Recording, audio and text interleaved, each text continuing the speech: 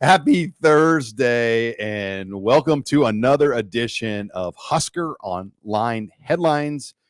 Sean Callahan, Steve Sipple, we're with you every week, bringing you what we think are our 5 biggest headlines, storylines of the week that might interest you, Nebraska fans. And before we get into that part of the show, if you like Husker Online, like the content you hear, check out our website, HuskerOnline.com. We've got a great special for our YouTube listeners. Get 2 months of access for $1. Just simply use promo code NU1. That's promo code NU1 for 2 months for $1. All right, Steve. So, by the way, you're going to go watch an NBA game this weekend. Yeah, I'm out of commission here starting tomorrow morning with 3 of the grandkids. We're heading to Memphis.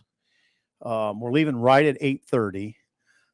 Dominic's driving. I won't be driving. We don't let Sipple drive. Nobody does. They don't even let me drive.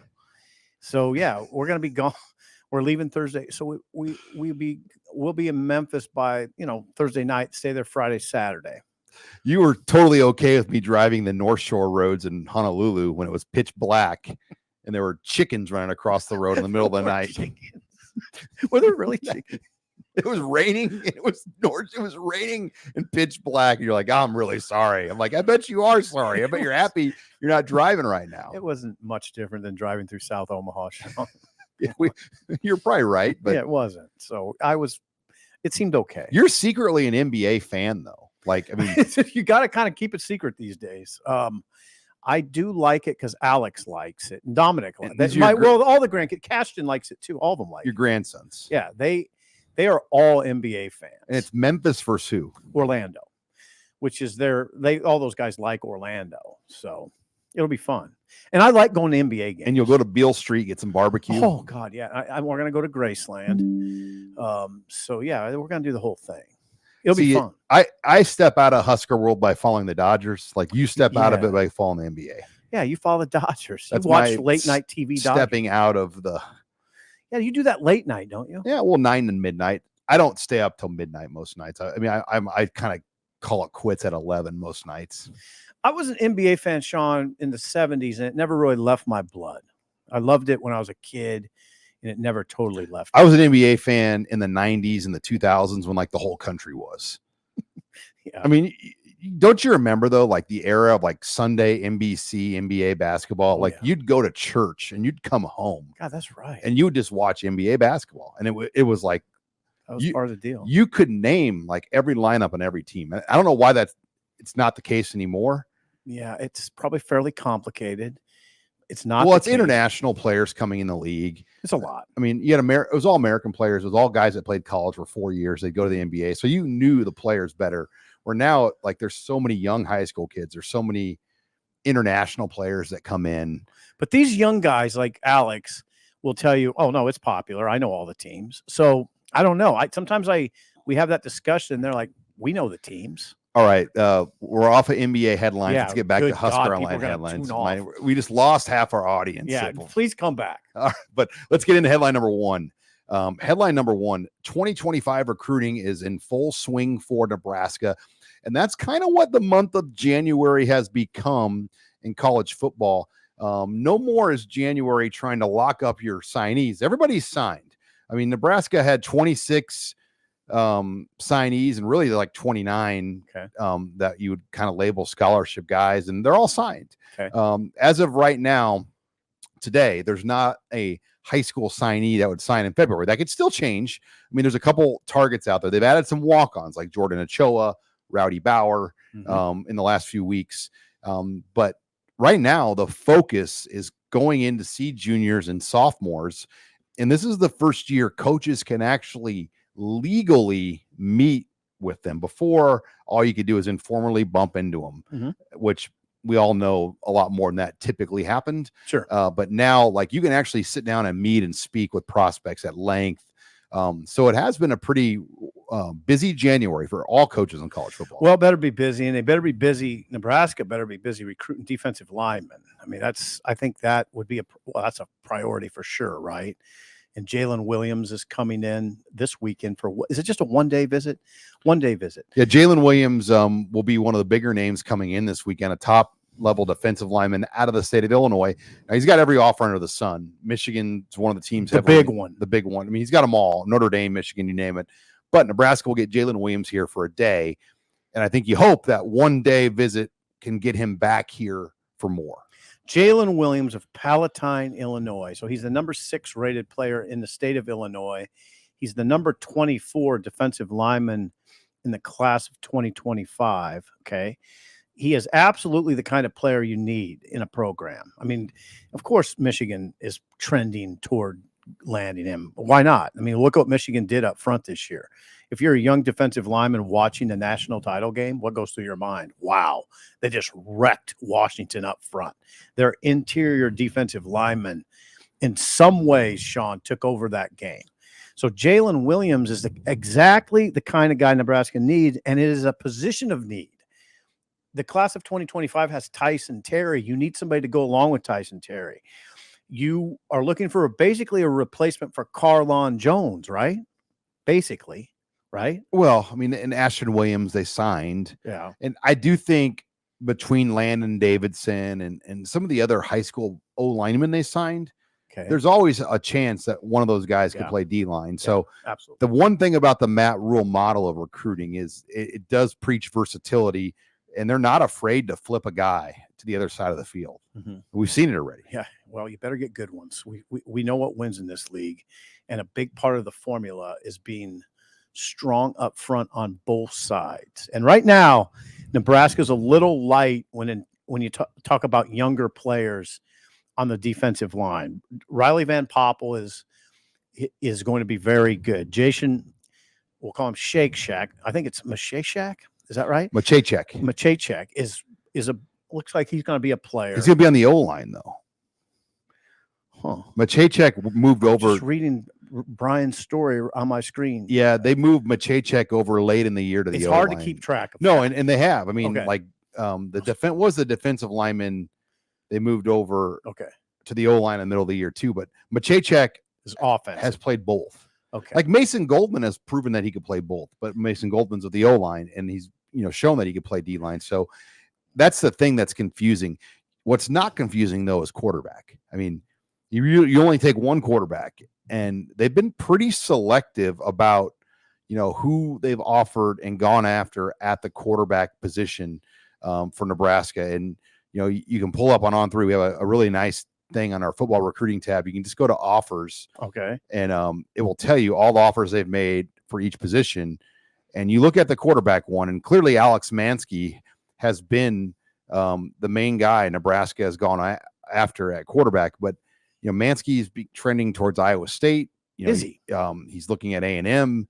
And I think just that shadow of Dylan Raiola and Lincoln makes it kind of tough to get some of these guys to maybe go the other direction. So, Mansky clearly is a target for Nebraska. Now, the other quarterback name out there is Matt Zollers from Pennsylvania. They've got an offer into him, a 4-star to Pennsylvania. But the other guys they've offered at quarterback have already committed elsewhere. Julian Lewis is going to USC. He's a top 5-star guy. Blake Herbert is going to Clemson. He's a top 4-star guy. Stone Saunders, who was here earlier this summer, he's a commitment to Kentucky. Luke Nickel is a commitment to Miami. And then Garrett Odom is going to play for his father, UNLV. So right now, Alex Mansky and then Matt Zollers are the two names on the quarterback board that could expand, though, quickly. And I think a lot of it will be based on Mansky. And can they get him on campus? Yeah, and Mansky you would expect. Okay, Mansky's from Algona, Iowa. He's pretty much what Nebraska looks for. And in that he's 6'2", 210. He's 6'3", 205. Okay, so he can run it, but he can, I don't know, can he throw it 60 yards, do you think? Does he have that kind of arm? I mean, that's the kind of guy they're looking for. Now, here's the question. The broad question is, when you have two pretty high-profile incoming freshman quarterbacks, is it more difficult to recruit an incoming quarterback for the 2025 It can be. And I think Nebraska over the years dealt with it a little bit. When you start a freshman quarterback, a true freshman, Adrian Martinez. Do you think they'll start Raiola? Taylor Martinez is a redshirt freshman starter. Tommy Armstrong took over as a redshirt freshman. Okay. It's a great deal. but it's Okay. also a bad deal for your recruiting Can be. because it makes it harder to sell because it's in about any form of life, it's extremely difficult to unseat an incumbent. Politics. There's your political football, background is coming through.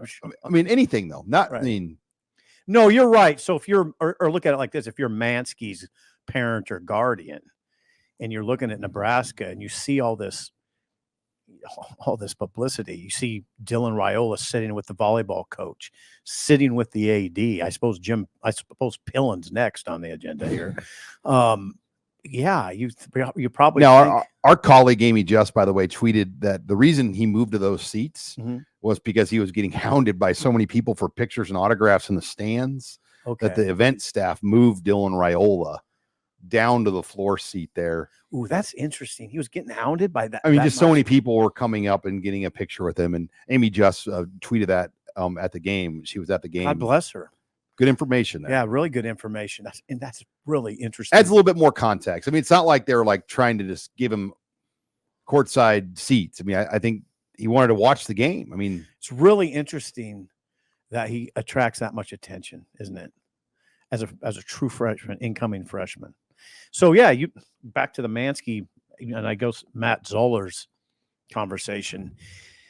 It's a lot to ask. It depends kind of what you're looking for. Most kids are coming in looking to play. Some might say, I'm not quite ready. I'm willing to sit. But man, hey, Sean, how often do you find that anymore? And they covet, and Mansky is a 3-star as well. He's like a middle of the road 3-star, but they really covet his skill set. I mean, he's a multi-sport athlete, plays baseball, he pitches. Been here at camp. Been to camp several times. Yeah. In June, he was here in June. We'll tell that joke another day. Okay. Anyway, Mansky, I don't know, Sean, would you still say he's their number one target? I think so for now, but we don't believe he's going to be here this weekend. And the fact that he hasn't come on any of these January weekends, well, guess what happens after this weekend? The dead period. Oh, interesting. Then you can't visit again. So what you're trying to do right now in recruiting, you want guys to visit in January right now. And then you want them to come back in March or April for spring. Okay. Then you want them to come back again for an official visit in June, and you want them to commit. That's the cycle. Like that's what you strive for, like a 3-visit run from now to June. And if you do that, the data tells you these kids will be Huskers. And when's the commitment? What's the ideal time for the commitment? For quarterback or for anybody? Well, quarterbacks go off the board first. May. April and May. Yeah. Like Dylan Raiola was a late quarterback recruit last year when he picked Georgia, which caused Nebraska to pivot to Kalen at that moment. But generally April and May, because most teams say we only got one spot. So you can use that as leverage to force the cycle a little bit. From what I'm listening to you right now, Sean, it sounds like the ship on Mansky's sailing. I wouldn't say that. I mean, I still think he's in play, but I mean, I'm not going to overreact to him not visiting Nebraska in January. Okay. Not yet. Okay. I mean, I mean, why not visit A&M? He's not visited there yet. He just got an offer. Why not visit A&M when they maybe have the best collective in the country, if not the second best? Tennessee, University of Texas, Miami, A&M, Tennessee. Now USC's collective is good, but it's good for transfers, is my understanding. I mean, when On3 did its rankings in the summer, Tennessee was number 1 and Texas A&M was number 2. Rankings of collectives. Tennessee 1, A&M 2. That'd be a good reason to go down there. He's a quarterback. I mean, how much money is he going to command? The question is, like, is that who Mike Elko wants as his first quarterback? That's a good question. I mean, it's a big deal. It's a good question. Like that's but the X factor there are 2 X factors. Colin Klein, he's a Midwest guy that knew Mansky from K-State. Okay. And then Christian Ellsworth at Nebraska is now at A&M. Really? And he's carrying an analyst title, but he's going to be one of those really elevated. I heard he's going to be making really good money as an analyst there. So those 2 guys have great knowledge of Mansky that they've brought to Elko, and Elko was at Duke. So, I don't think he's quite as enamored probably to have all 5-star guys at A&M. He's probably not.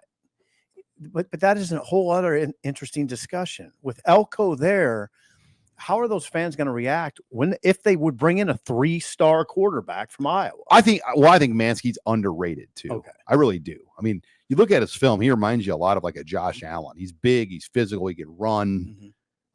He's got a great arm. Really, I mean, it's really interesting. And as we've learned, and the point was driven home to me, and I think you to a certain extent in Hawaii. The star thing matters more than ever. For NIL, because the collectives base some of their evaluation monetarily on how many stars you have. So kids are paying attention to their rating more than ever. I don't know that they mean more than they've ever meant to me, but to the kids and to their handlers, the stars mean more than they've ever meant. Especially when you go from a 3 to a 4 and a 4 to a 5. I mean, big jumps. But all right, let's take it to headline number 2 here. Husker basketball continues to hold serve at home. The question, though, can they win a Big Ten road game? And Big Ten road games have been a premium for all teams this year, other than maybe Purdue and Wisconsin to an extent. Nobody in this league has really had consistent success on the road. It was kind of the same thing a year ago. Nebraska was able to win a couple of road games last year. They're going to have an opportunity on Saturday for an 11 a.m. Central Time game at Maryland. They'll have a great chance to beat Maryland. Maryland's a, kind of a middling Big Ten team. They're not bad though. They're interesting. They're interesting to me because they have Reese inside who will cause Nebraska problems. Veteran players on the wing and at guard. They're tough. But yeah, you're right. What you want is for Nebraska to kind of surprise you, right? Okay, they won on the road. And if they do win on the road, they get to 6-4 in the Big Ten. And the more you look at the schedule, the more you think 10-10 is about as bad as they should do. This is a team that you look at this team as maybe a 12-8 type of team. I think, though, there's a huge difference between 12 Big Ten wins and 10. Okay. Because that means you're going to win some on the road. Yeah, absolutely. Win 2 or 3 on the road. This would be a great chance. If you could win at Indiana, that's a road game. That's going to be hard. If you could win at Northwestern, those are quad 1 type road wins. They are. And some of this discussion is about how soon will they get Juwan Gary back? Will he be available this weekend? I don't know. He suited up. He suited up for the Ohio State game on Tuesday night at PBA. Didn't play. Now, how close is he? That's a big part of this. Now, they played really well without him. They played really well against Ohio State without Gary because Mast went off. Rink Mast, that was for him to go 34-10. Yeah. In Nebraska, I want to say they had 5 turnovers or 6. 6. And a lot of them were 6 turnovers. A lot of them were early. Yeah, 6 turnovers in a Big Ten game is sterling. That's sterling ball care. I mean, ball handling and taking care of the ball. Well, and then they finished the game shooting 11 of 14 down the stretch on threes. 11 of 14. Yeah, they used to not do that at the free throw line in this program. Now they're doing it at the 3-point line. Rink Mast was 13 of 17 from the field. 13 of 17. They also got 14 from Bryce Williams and 16 off the bench from Wilcher. CJ Wilcher has found a little niche as a shooter off the bench. And I've said it before on our show. I love his shot. It's a gorgeous shot. It is beautiful. Oh, he comes in and brings a lift to that team. Yeah, he does. I mean, he's a scorer. He knows his role. But I was a great shooter. So I know a shooter when I see one. Wilcher can shoot it. Now he's been a little hot and cold during his career, but it seems like as he's become a man, he's found it. This is a dangerous team. I mean, the people that I know that go to the games regularly, they say they have the look of a team that can win a game. The only thing they don't NCAA have, tournament. They don't have great rim finishers, guys that can get up and just dunk it. No, they don't. And you watch Indiana, you watched Ohio State last night, you watched Rutgers. You know how you stop scoring droughts? With a freaking big 6'10" guy that can just dunk it. Yeah, like a follow shot even. Yeah, like an offensive rebound. Their bigs don't have the explosion to finish with dunks. Right. Rink Mast is a finesse big. Yeah, he is. Good around the rim, but not a dunker. Alec is more same. I mean, he's just not. He lacks a little bit of length to kind of finish at that level. 6'8". Gary's probably their best rim finisher as far as dunking and kind of coming in. You're right. They don't have that, and they have a lot of. They have a lot of. I mean, there's good of a shooting team maybe as there is in the conference. Yeah, I've said it many times. What Fred did an excellent job of is putting shooters around Casey. So they don't even really need Casey as much anymore. And that was last night was perfect example. Tuesday night, yeah. Tuesday night's game. I mean, Casey had 5 points. Yeah, they didn't really need him. He only played 14 minutes. Defensive issues. That's what that was. Sean, they have good shooters. I told you, I know I've been critical of Fred. I get all that, but I told you guys early in the season, they're a scary offensive team in a lot of ways because they have multiple scores. They don't rely on a pet away. It doesn't have to be Palmer and Roby. It's 4 or 5 guys that and can they make score. free throws. Yeah, it's 75% free throw shooting team. And when even guys like Sam Hoiberg come in, Sam's good. I mean, Sam's a problem. Like he's just a bull out there. He flies around. Well, he does, but he flies around with purpose. You can tell now coach his son, so this is what you'd expect. But what I know is about Sam Hoiberg is he knows the other team very well. He knows where to be. He gets a lot of deflections and steals because he knows what's coming.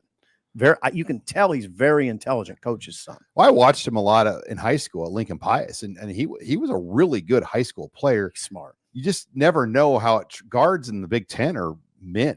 Right. It's not. Oh, I was skeptical of him because of his size.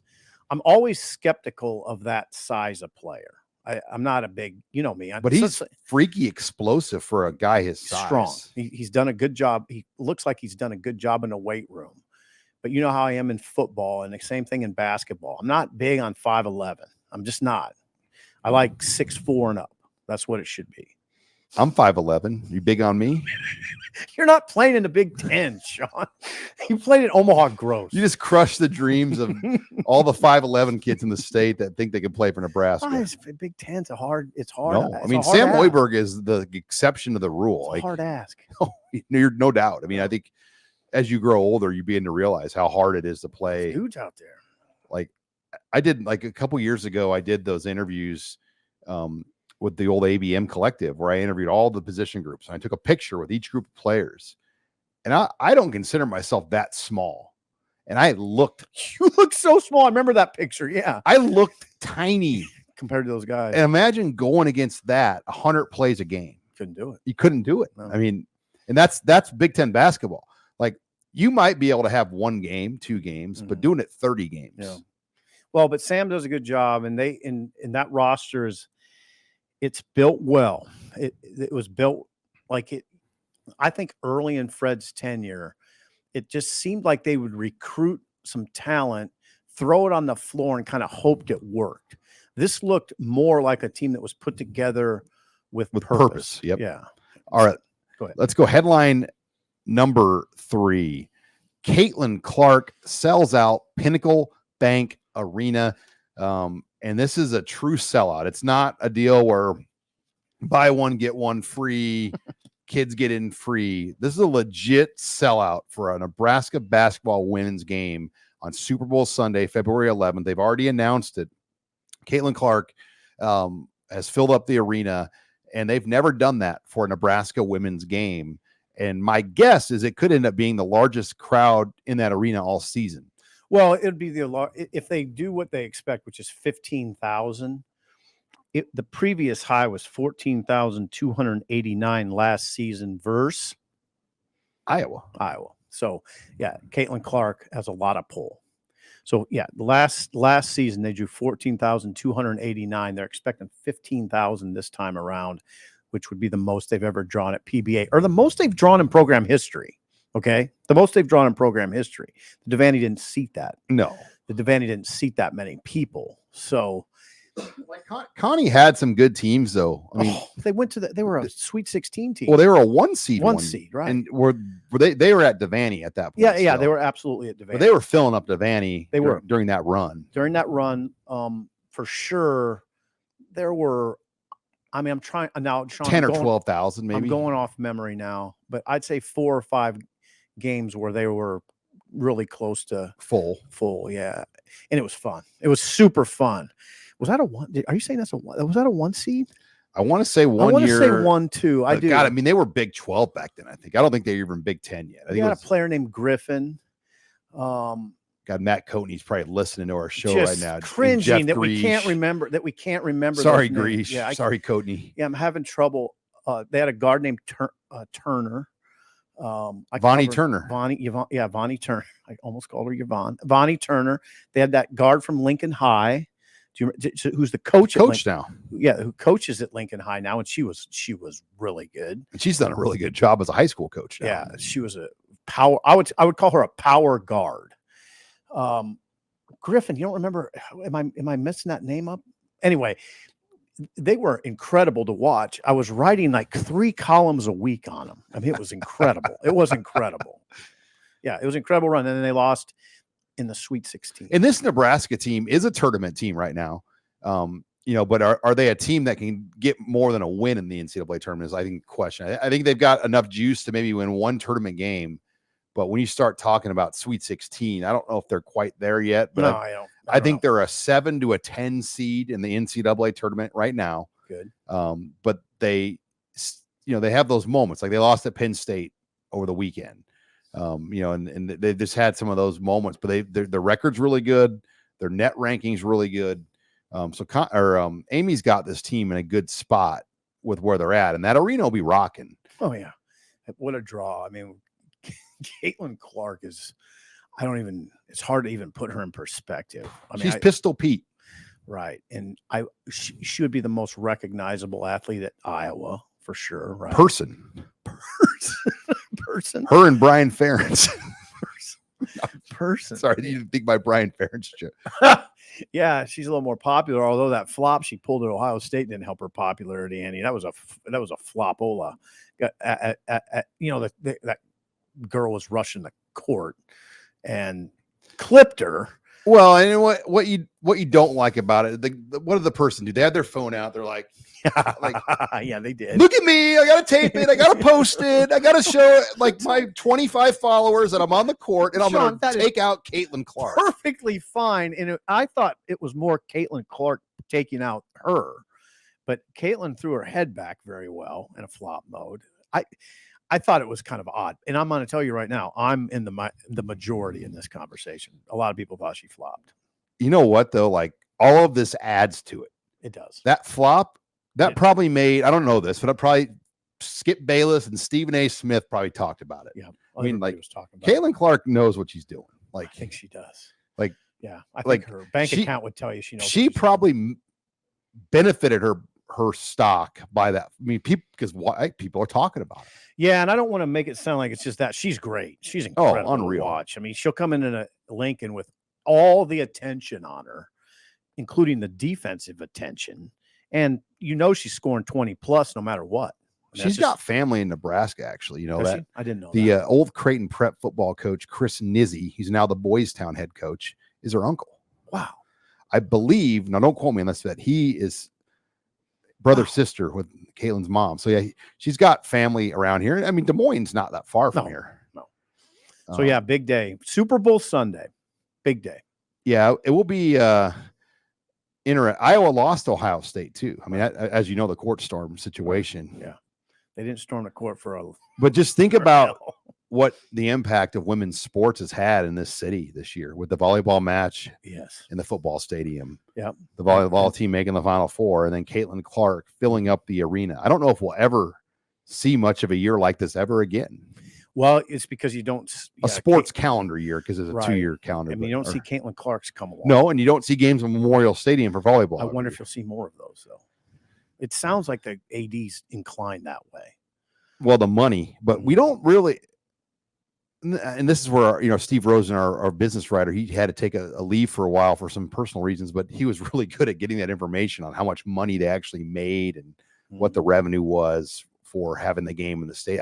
I'd love to know the final accounting numbers because it wasn't cheap. I mean, they had to They had to put on a concert and do some other things around the event. And I don't think they needed the concert. Trev is on the radio tonight. You could call in and say, Sean from Lincoln. Let's go to Sean in South Omaha. Sean, you're on the air with Trev.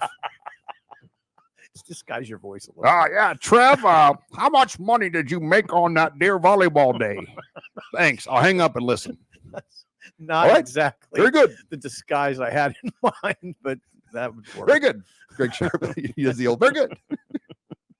I love when there'd be like a bad caller and they just kind of move on. Yeah. Like they don't even, they're screened though, right? Kind of. But if there's somebody that would go off, okay, let's go on to Jim and Hastings. Yeah. Move off. Yeah. Those things are kind of like, I mean, I think everybody still does them to an extent, but it is unique. I mean, Nebraska, almost every coach does a show. Mm-hmm. And then there's also a AD show every month. Like AD shows probably aren't the norm everywhere else. Not an hour, I wouldn't think. Bill Byrne is who kind of started that. Is he? And I remember when I was a young reporter covering Nebraska softball, it was Liz Merrill, Todd Hiner, Henrich, and me. We were sitting by each other. Wow. And I'm sitting by Todd. I go, why do you have the radio? I was 19 years old. I go, why do you have a radio on? He goes, oh, I'm listening to Bill Byrne because sometimes these ADs will say things on these radio shows that we need to write about. That's Todd. That's a great story. God, and I always remember that. And that's a great story about Todd. It is. We were sitting at a Nebraska softball game. He's listening to the Bill Byrne radio show. And what are you going to do tonight? Or on Wednesday night, you're going to listen to the Trev Alberts radio show. I mean, there could be news, but you also learn a lot about what's going on in the athletic department. But that's a great story about Todd. Now, he was the sports editor at the Journal Star. He came to be the sports editor. He's absolutely one of the best journalists to ever pass through here. And the only reason I say that is because he's one of those quiet. You don't, look at me. He's not a look at me type. No, he was the opposite of that. But and his wife's the same. I got to know her a little bit over the years. Wendy, and just awesome. Todd was family. A quiet force at the Journal Star, an absolute quiet force. You couldn't, that place. You worked around some great people over the years. Oh my God, I did. And Todd was high on that list. All right, let's take it to headline number 4. Has Ohio State become the favorite to win the Big Ten in football in 2024? If you'd have watched the Cotton Bowl, Steve Sipple, I don't know what you would have thought about Ohio State for 2024, but as the portal cycle has now closed, and we've seen Ohio State now add 2 really, really good quarterbacks to their roster, along with some other high-profile players from places like Alabama. The Buckeyes, to me, feel like they might be the favorite to win the Big Ten next year. It's either Ohio State or Oregon. That's what it is. It's either, I think Michigan's going to drop off. I think we both agree on that, right? Absolutely. They're going to lose a lot of players, and they might lose their head coach. Meanwhile, Ryan Day and 2 collectives. Now they have 2. Sean, I don't know if you're up on this like I. They have 2 collectives going now. The Ohio State. You mentioned players that they've drawn from the portal. The number one ranked player in the portal was Caleb Downs, safety at Alabama, Ohio State now. Caleb Downs goes to Ohio State. Quinshawn Judkins, who's rushed it. 2 years at Ole Miss for 1,000 yards plus a piece. He went to Ohio State to play running back, and they got Travion Henderson back. They got now. Think about what they got. And then they added Will Howard, who led Kansas State to a Big 12 championship. And then they added Julian Sang, a 5-star that was at Alabama. Right, and then we didn't mention Seth McLaughlin, who had trouble snapping for Alabama in the national semifinal. He entered the portal right away, and now he's at Ohio State. So those players we named, Caleb Downs, top-rated player in the portal. Quinshawn Judkins, number 1 running back in the portal, I have to think. If he wasn't, he should have been. He's there. Seth McLaughlin, and then you mentioned the quarterbacks. I don't know how they're going to make it work with all those quarterbacks, but more the merrier. Just think about how different the Big Ten has changed, or how much it's changed since the national championship game. You're watching Washington, Kellen DeBoer. You're like, God, this guy's going to be a bear to go against every week. He's gone. He's at Alabama. Jim Harbaugh, we think, is gone. This Big Ten and Ohio State, give Ryan Day credit. People want to run him out of town. Yeah, they do. And what's he doing? He's got his nose and head down, and he's fighting, and he's adding players. And a lot of this is NIL. That's what it is. they're using the free agent market very well. I mean, they're now again in that top 20. Now, Sean, I'll tell you, remember I referenced earlier in the show the On3 top 20 NILs collectives. They weren't in the top 20 this summer. They've had some problems. Yeah, but they've come on. Since the spring, they've made some big moves. And again, they have 2 of them going now. So I bet the next time On3 does some rankings, Ohio State will be in the top 20. Nebraska, by the way, people wondering right now, where was Nebraska? This summer, Nebraska's collective was number 19 in the top. And I would say they've improved since that point, because things to me have aligned. Well, there was some confusion a little bit with Nebraska NIL when there were 2 collectives listed, but really only 1 operating. Now I feel like everything is kind of behind 1890 and things have moved forward. And we've seen that with the way they went in the transfer portal, because they would not have gotten all these guys. They don't get Dylan Raiola without aligned NIL. They don't get Jamal Banks and Isaiah Nayor, both of them, the receivers. Like Dowdell, I mean, a guy like that comes with money. You can't, you're not getting Dowdell here without a deal. Yeah, you're sure not getting Jamal Banks here. But then you forget about their ability to bring in guys as walk-ons, but have NIL opportunities for them. I mean, that's very expensive. Okay, education time, Sean Callahan. I was reading an On3 article about the NIL, and it said that the top NIL collectives in the nation have a working budget of about 10 million. 10 to 15. So the top tier is 10 to 15. And I would say Nebraska is in that area. Oh, okay. So they said that's like the second tier would be 4 to 8 million, 4 million to 8 million. You think Nebraska would be above the 4 to 8? I think they'd either be at the very top of that second tier but a lot of it is like, what is your roster worth? Like, what if you have a roster that's not worth 10 or 12 million dollars, you don't pay them 10 or 12 million dollars. Right. Like, you pay like, the whole point of it is still to get the best players for the least amount of money. It's not to overpay for less guys just so you can say you've spent the most money. No, it's tricky though, because some of the players you pay, you don't know how they're going to turn out. Right. So it's tricky. But Nebraska's in the game. They give themselves a chance. Not everybody's equal in this conversation. I mean, I was talking to Tim Albin at Ohio, and they just started a collective, like just in recent months. And that to me seems kind of minimal, like I don't see like a collective like that being kind of like a big Ohio. Yeah. No, I mean, unless there's a big donor that's just throwing money around, which can happen in this world. But anyway, yeah, I mean, Ohio, I think the answer to your question is Ohio State and Oregon would be the favorites right now based on talent on hand. Ryan Day also hired Bill O'Brien as offensive coordinator. Hello. Yeah, hello is right. He's made big moves there. Bill O'Brien is offensive coordinator. Yeah. They don't have an AD yet. Ross Bjork.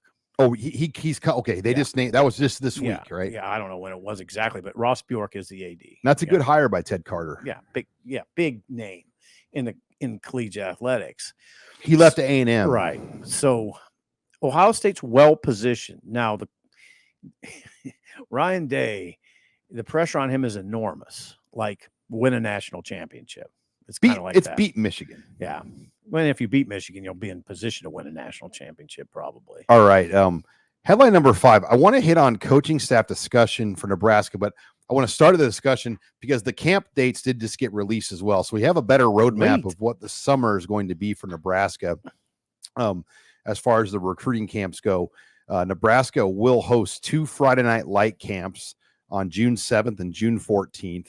Okay. Then they'll have some individual Matt Rule camps on the 8th and the 9th of June, along with the 16th.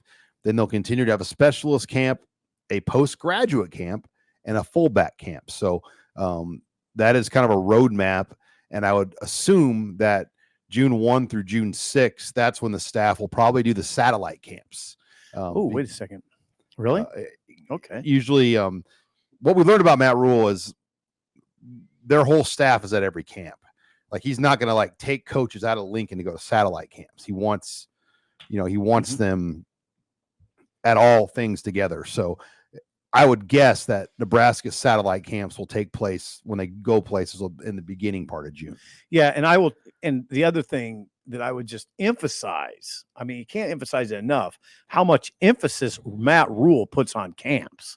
He has ramped up the camp world here. I mean, not that Frost, didn't work them hard and they didn't use them to their advantage and all that. It's just got turned up a notch. Tell me I'm wrong. Tell me I'm wrong, Sean. 7. So yeah, they're going to use. Here's the deal, Sean. If they ramped them up, for sure. I'm counting days. Oh, yeah. Okay. Hang with me here. I'm so hanging. You get 10. You get 10 days that you can run camps total. Okay. 10 days. Okay. 7 of those days are marked for Lincoln. Now, that's what I was counting as you were on your ramp up camp soapbox. So they've kind of kept room. Youth camps don't count as one of your days. Okay. So there'll be 3 days that they'll be able to run satellite camps on the road. And you think they'll go back into Texas? I bet they will. I would, like I said, June 1st through June 6th or 5th. That's probably when they'll hit them. I'm gonna pull up my June calendar right now. Yeah, like I could see like June 3rd, 4th, 5th being their satellite camp days. When did they go? So they went to Houston, and what was that other little town they went to in Texas, right outside of Waco? Do you remember? They went to a Mary Hardin Baylor. Yeah, that was the school. That's good enough. They went to Mary Hardin Baylor, and then they went into Houston. In Mary Hardin, it was a little leaner at Mary Hardin Baylor, like the talent pool. Now Houston had dudes. Yeah, Houston had some more dudes. So I wonder how they'll approach it this year. Be very interesting. It'd be something similar, but maybe instead of Mary Hardin Baylor, they go to Dallas, and then they do Houston. I mean, that'd be awesome. Something of that setup is my guess, but it was success. I mean, Braylon Prude came out of those camps. Unbelievable story. I mean, you saw it all unfold with the Braylon Prude. There was a big, tall, I don't know, we'll call him a safety, running around out there, lightly recruited, but then whipped off a 40 and just looked like an athlete. Well, and Nebraska had all their coaches there. I mean, Tony White, Satterfield, Rule, they're all there, and the key assistants are there working and evaluating, where a lot of other schools might have 1 or 2 or 3 guys there, but not the head coaches. We saw it. We saw the work, which was really interesting to me. It's not playtime at all. It's not relaxing. Let's put it that way. This is not relaxing.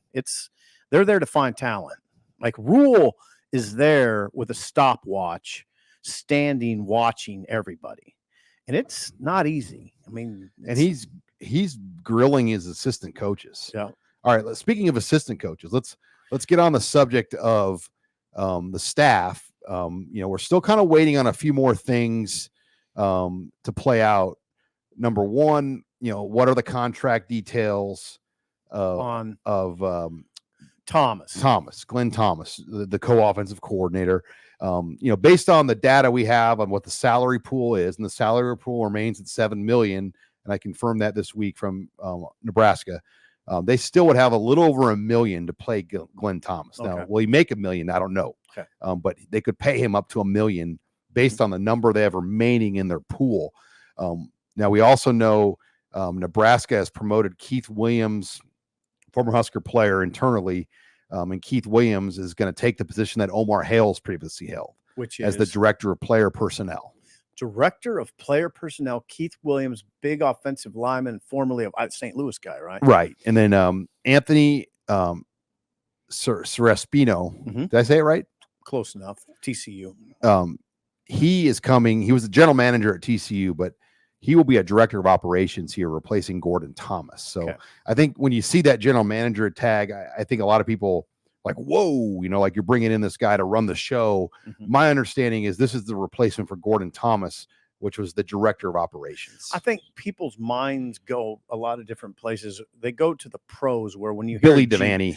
Yeah, and in the pros, you almost hear, when you hear a GM, you almost think, oh, is the head coach reporting to the GM? I guarantee a Rule is not reporting to this guy. No. Okay. Billy Devaney was a high-profile GM, not like this one. No. I want to make that distinction clear to people. This isn't a Billy Devaney hire. Billy Devaney I mean, was heavily involved. Well, and the athletic director hired Billy Devaney. Right. And my recollection of Billy Devaney, and I interviewed him a couple times, including in his office, he was making key personnel decisions. I remember one distinctively, like he wanted Matt Farniak to start at guard and go. But the problem was Farniak wasn't ready yet. Just not ready. And Mike Cavanaugh knew it. And he said that. And Billy Devaney forced it. Well, they realized he wasn't ready. And then they went back to Tanner Farmer. Yeah, Devaney, I imagine Mike Riley swung the final hammer, but Devaney was heavily involved. Well, and a lot of people believe that Devaney was who led the decision to fire Banker to bring in Bob Diaco. Yeah. I mean, like that, this guy is not going to have that power. No, that's like, and he's not the general manager. Like, I think that conversation got a little out of control. No. And that is people not really knowing the details, but they have a director operations job open, and that's the position. Okay. I mean, the jobs that open, the main people are still up there. Dr. Elza, Sean Padden, Vince Ginta. That's the key. That's the trio. That's the key. Those are the three kind of main folks up there. Right. Dr. Elza, Sean Padden, and Ginta. And Vince Ginta. I mean, that's kind of like if you're talking about the key people that are big up there behind the scenes, that's probably the big three. And then, there's guys like Keith Williams and Ryan Callahan that are really instrumental in what they do as well behind the scenes. Big operations are very common at powerful programs like Nebraska, are very high profile programs. And not a lot of places would even have this discussion that we're having right now. No. Like if you were like a fan of TCU or Tulane, I'm just trying to. I mean, like most places, they'd be like, "What are these guys talking? Why about? are we talking about the director of operations?" Nobody. I mean, I knew Gordon, and I really like Gordon Thomas, but he's not a public figure of any sort. Nobody. If he walked into Buffalo Wings and Rings, Gordon, nobody would know. I mean, the three names I mentioned are the main figures. Yeah. That that kind of are big behind the scenes. Yeah. Gordon was a great guy. But then there's a lot of analysts and guy like Adam DeMichael and some of those folks behind the scenes that are big too, that are not main position coaches. So that's that.